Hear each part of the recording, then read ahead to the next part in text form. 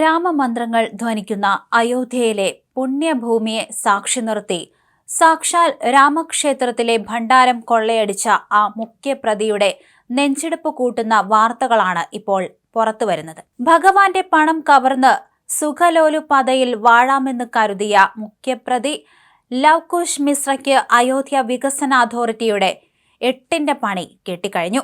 മോഷണപ്പണം കൊണ്ട് പടുത്തുയർത്തിയ ലവ്കുശ് മിശ്രയുടെ ആഡംബര സാമ്രാജ്യത്തിന് നേരെ ഇനി യോഗി സർക്കാരിന്റെ ബുൾഡോസർ രാജ് പാഞ്ഞെടുക്കുമെന്നാണ് ഏറ്റവും പുതിയ റിപ്പോർട്ടുകൾ സൂചിപ്പിക്കുന്നത്. ഭാര്യയുടെ പേരിൽ ലവ്കുശ് മിശ്ര നിർമ്മിച്ചുകൊണ്ടിരിക്കുന്ന 1 കോടി രൂപയുടെ ആഡംബര വീട് ഇനി അധിക നാൾ ഈ മണ്ണിൽ കാണില്ലെന്ന മുന്നറിയിപ്പാണ് അധികൃതർ നൽകുന്നത്. അയോധ്യ രാമക്ഷേത്രത്തിലെ ഭണ്ഡാരക്കൊള്ളയ്ക്ക് ശേഷം പോലീസ് നടത്തിയ കൃത്യമായ അന്വേഷണത്തിലാണ് പ്രതിയുടെ വഴിവിട്ട സ്വത്ത് സമ്പാദനത്തിന്റെ ഞെട്ടിക്കുന്ന വിവരങ്ങൾ പുറത്തു വന്നത്.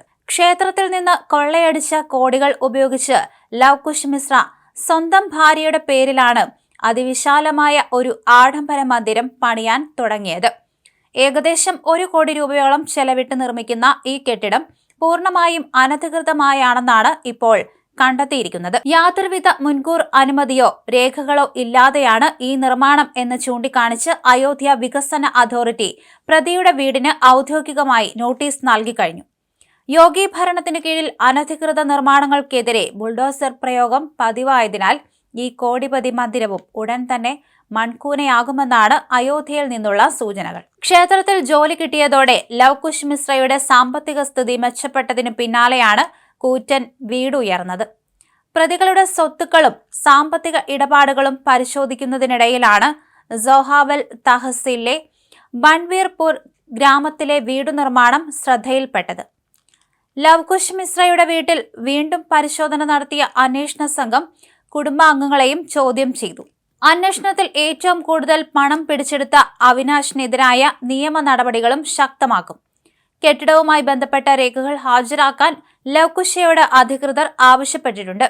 നിർദ്ദിഷ്ട കെട്ടിട നിർമ്മാണ ചട്ടങ്ങൾ പാലിക്കാതെയാണ് നിർമ്മാണം നടത്തുന്നതെന്ന് ADO ഉദ്യോഗസ്ഥർ കണ്ടെത്തിയിരുന്നു.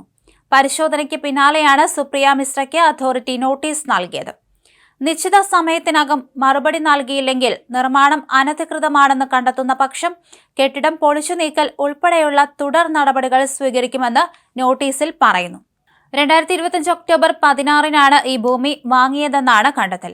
അയോധ്യ ജില്ലയിലെ സോഹാവൽ തഹസീലിലെ മബ്സ്കി പ്രഖാന പ്രദേശത്തുള്ള ഭൂമി ഭാര്യയുടെ പേരിലാണ് രജിസ്റ്റർ ചെയ്തിരിക്കുന്നത്. കമൽ സ്വരൂപ് സിംഗ് എന്നയാളിൽ നിന്ന് 8.8 ലക്ഷം രൂപയ്ക്ക് വാങ്ങിയ ഭൂമിക്ക് ഇപ്പോഴത്തെ വിപണി മൂല്യം ഏകദേശം 25 ലക്ഷം രൂപയോളം വരുമെന്നാണ് കണക്കാക്കുന്നത്. അതേസമയം അയോധ്യ രാമക്ഷേത്രത്തിലെ ഭണ്ഡാരക്കൊള്ളയുമായി ബന്ധപ്പെട്ട കൂടുതൽ CCTV ദൃശ്യങ്ങൾ അന്വേഷണ സംഘത്തിന് കിട്ടി. 5 പ്രതികൾ സംഭാവന തട്ടുന്ന ദൃശ്യങ്ങളാണ് ലഭിച്ചത്.